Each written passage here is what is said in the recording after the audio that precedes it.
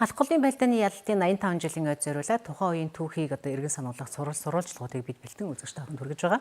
Тэгвэл энэ удаад бид дайны үеийн үзэл сурталыг бас номлогчид буюу улс төрийн ажилтнуудын үүрэг оролцоо хэрхэн ямар байсан талаарх мэдээ сурвалжлагыг бэлтгэлээ. Дайн гэдэг зөвхөн зэвсэг барин тэмцэх байлдааны уран чадвараас гадна сэтгэл зүйн өндөр бэлтгэл шаарддаг. Тухайн үед хувьсгалт цэргийг сэтгэл зүйн бэлтгэлээр хангах, юуны төлөө дайтаж бууг нь ухааруулж зоригжуулах үүрэг сурталыг номлогчид буюу улс төрийн ажилтан комиссарууд хүлээж байжээ. Дарагтайгаа хамт байна гэж чинь цэрэг хүнд бол эр зориг өгдөг учраас улс төрийн ажилтнууд дандаа тэргүй гинэнд байлдаанд байх ёстой.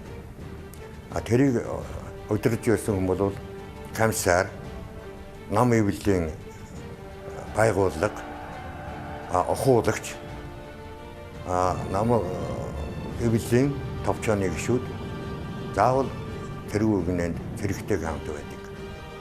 Өөрийн биеэр удирдах ийм онцлогтой. Халахын голын дайны үед нам улс төрийн ажилтнууд цэргүүдийг эр зоригтой байх, эх оронч байх, эх орныхоо төлөө амиа өргөхөд бэлэн байх үзлээр хүмүүжүүлэх зорилготой байсан. Биеийн хүчээр нэгийг, сэтгэлийн хүчээр мянгаыг ялах, дайны сэтгэл зүй ялалт байгуулахад чухал нөлөө үзүүлсэн гэж үздэг. Одоо тухайн үеийн түүхийг эдүгэж болдгоо.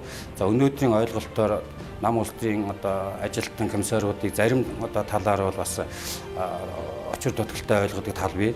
Энэ нь бол яг тухайн дайн байлдааны цаг үед бол байлдагч цэрэг дарга нарын алдаа оноог шударгаар шүүмжилдэг.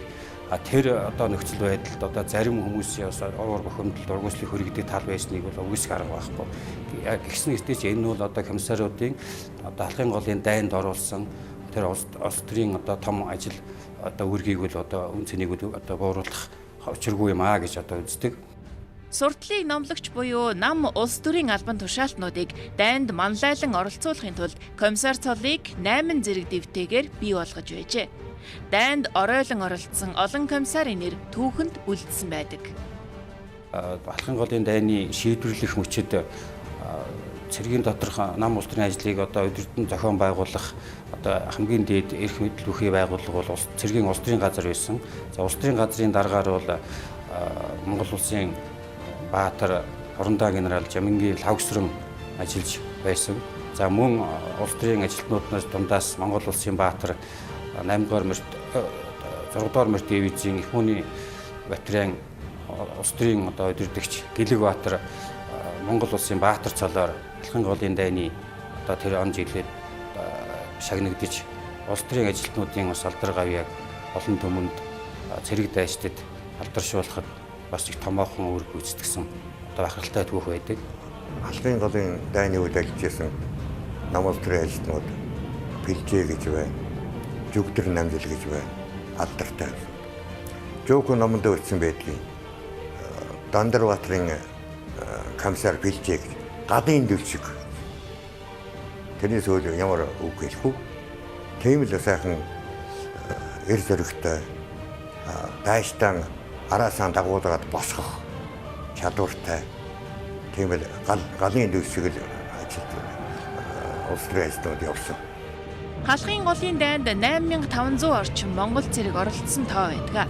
Дайсантай тулгарсан өдрүүдэд шантарч халгах, цэргээс буцахын тулд өөрийнхөө гар хөл рүү буудах гээд олон тохиолдол гарч байсан нь түүхэн архивт үлдсэн байдаг.